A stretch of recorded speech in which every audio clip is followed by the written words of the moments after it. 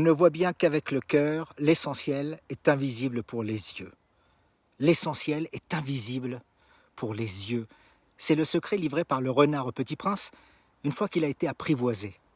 Cette phrase culte et riche de tellement d'enseignements est tirée du Petit Prince d'Antoine de Saint-Exupéry qui nous invite à l'art et à la sagesse de ne pas se fier aux apparences, ou plutôt de ne pas se fier que aux apparences, ne croire que ce que l'on voit est déjà une notion en contradiction avec la science.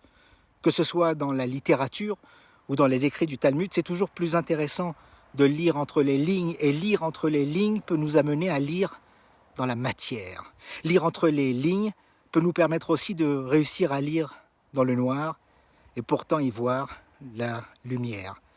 C'est comme ça que l'on sait que les arbres ont un don, un instinct, une force que l'on ignore, une horloge biologique qui prononce la fin d'un cycle et le début d'un autre de manière tout à fait invisible et mystérieuse, ce qui lui donne un point commun avec le coq.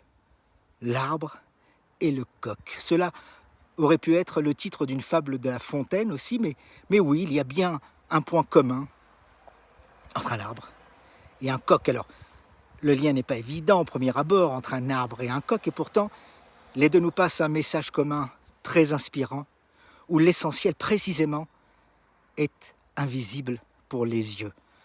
Il existe dans le calendrier juif une fête, une célébration peu connue, peu suivie, et pourtant elle figure bien au calendrier comme une fête à part entière, une fête avec ses formes prescrites depuis des millénaires, mais c'est une fête que beaucoup oublient, que l'on ne voit pas venir, qui passe à la trappe, comme on dit.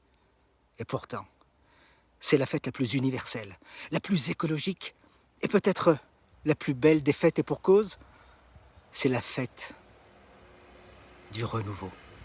Et cette fête, elle porte un nom. Elle s'appelle Tou Bishvat. Sa première particularité, c'est son nom, puisqu'elle porte le nom de sa date, une date du calendrier hébraïque, le 15 du mois de Shvat, Shvat étant le nom d'un mois, comme le mois de janvier ou février du calendrier grégorien. Cette fête est célébrée à une date immuable et précise, depuis la nuit des temps, au beau milieu de l'hiver, avec ces rites préconisés par les kabbalistes, vous savez, ces érudits des textes sacrés qui connaissent des choses, le sens caché, en lisant entre les lignes, justement pour dévoiler l'essentiel qui est caché à nos yeux, comme les secrets de la création du monde et ses mystères. Oui, Tou Bishvat est plus communément appelée la fête des arbres, célébration de la nature. Et c'est plus qu'une simple fête d'ailleurs, on parle même d'un nouvel an des arbres, mais voilà. Pourquoi fêter les arbres et la nature en plein hiver?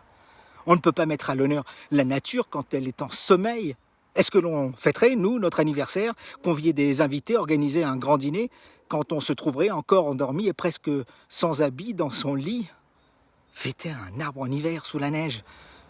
Et qu'y a-t-il de nouveau dans un arbre à l'allure si dépouillée à cette période de l'année? C'est bizarre de lui faire sa fête à l'arbre quand il est nu, quand il est sans ses feuilles charnues. On doit le fêter au printemps peut-être, dans ses plus beaux habits fleuris ou paré de ses plus beaux fruits d'été, non?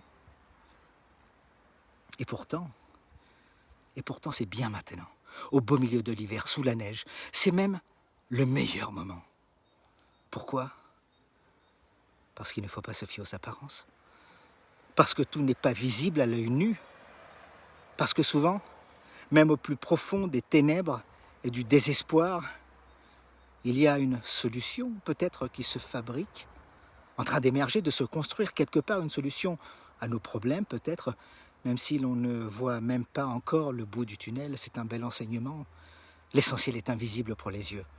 Quand l'œil voit un arbre agonisant, dans la glace de l'hiver, c'est à Tou Bishvat précisément qu'il commence à renaître. Oui, c'est à partir de ce moment-là de l'année que la sève de l'arbre, à nos yeux invisibles, commence à monter dans son irréversible ascension. Fin d'un cycle, début d'un autre. C'est à partir de cette montée de sève, le 15 Shvat précisément, qu'il commence à revivre l'arbre. On le croit mourant, il est vivant. Il prépare en cachette sa résurrection petit à petit, en toute discrétion. Quel message d'espoir! Et notre coq dans tout ça? Eh bien, à l'instar du coq qui chante quand il fait encore nuit, l'arbre semblant trépassant dans le froid de l'hiver revit. On dort encore, il fait encore nuit pour nos yeux, mais il chante déjà le coq, car il sait, lui, que demain est déjà là. Il sait le moment où le soleil commence à revenir. Il chante dans le noir. Nos yeux voient le noir.